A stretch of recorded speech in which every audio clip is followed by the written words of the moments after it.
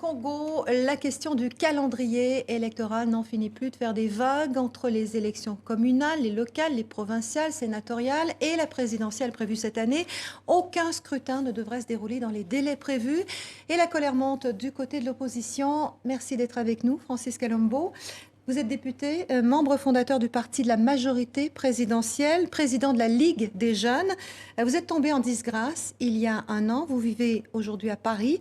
Ce report de la présidentielle, d'abord, c'est inéluctable d'après vous? Merci d'abord pour cette invitation et je remercie tous les techniciens de TV France, de TV5 Monde. Et pour répondre à votre question, je crois que non. Non, je ne suis pas totalement d'accord avec vous pour dire que la présidentielle pourra être reportée. Vous savez, la volonté des hommes peut toujours et encore changer le cours des choses. Voilà pourquoi nous demandons au président de la République, nous demandons aussi à la CNI, qui aujourd'hui a perdu tout crédit vis-à-vis de la population. Son impartialité est mise en cause, même son indépendance.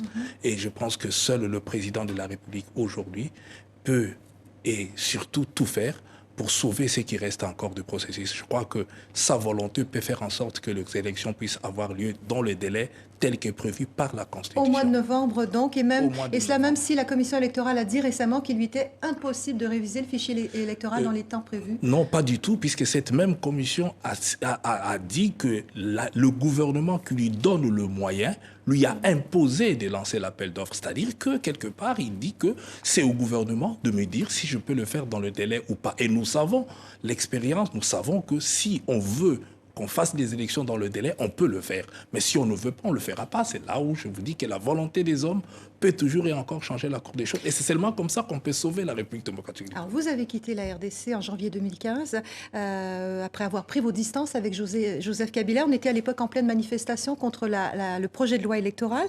Comment est-ce qu'aujourd'hui, vous vous situez dans le débat politique congolais? J'ai pris mes distances par rapport à une loi et par rapport à quelque chose qu'on a proposé que je n'ai pas accepté. La population n'a pas accepté non plus. Preuve, il y a eu de morts, il y a eu des dégâts.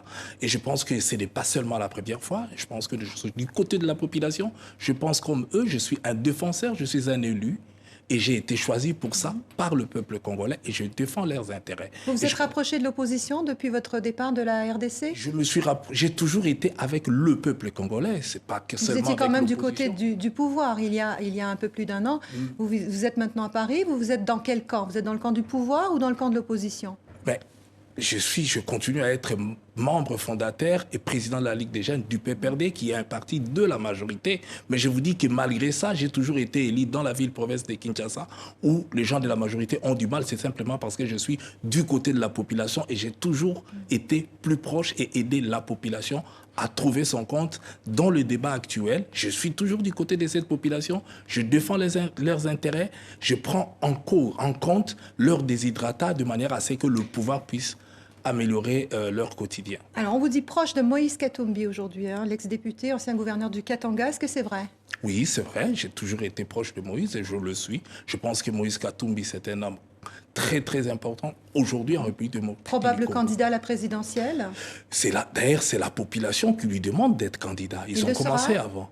Je pense que s'il est à l'écoute de la population et que ce que veut la population, et je pense que rien ne peut lui retenir de pouvoir être, il a prouvé par sa manière de gérer les Katanga qu'il est un bon gestionnaire, qui peut ramener le Congo au-delà de là où nous sommes aujourd'hui. Et je suis sûr et certain que s'il veut écouter la demande de la population, il pourra être un très bon candidat et que la population trouvera son compte dans la gestion que Moïse Katumbi pourra faire de la République démocratique du Congo demain. Alors, depuis la dernière présidentielle en 2011, il y a une nouveauté en RDC, la naissance d'un mouvement citoyen. Il y a un front citoyen anti-Kabila auquel Moïse Katumbi a adhéré d'ailleurs, qui s'est créé. Comment voyez-vous les relations entre l'opposition et la société civile? Je crois qu'il y a une très très bonne relation aujourd'hui entre l'opposition et la société civile. Ils coopèrent très bien. Je suis tout ce qui se passe entre eux. Il y a une démarche unie? Ce que je peux dire aujourd'hui, c'est que la majorité à laquelle j'appartiens aujourd'hui ne doit pas se prévaloir de la toute-puissance ou croire qu'ils resteront éternels. Il est grand temps que nous puissions être aussi à l'écoute de cette société civile qui, chaque jour, essaye de nous dire ce que nous pouvons faire pour le Congo de demain.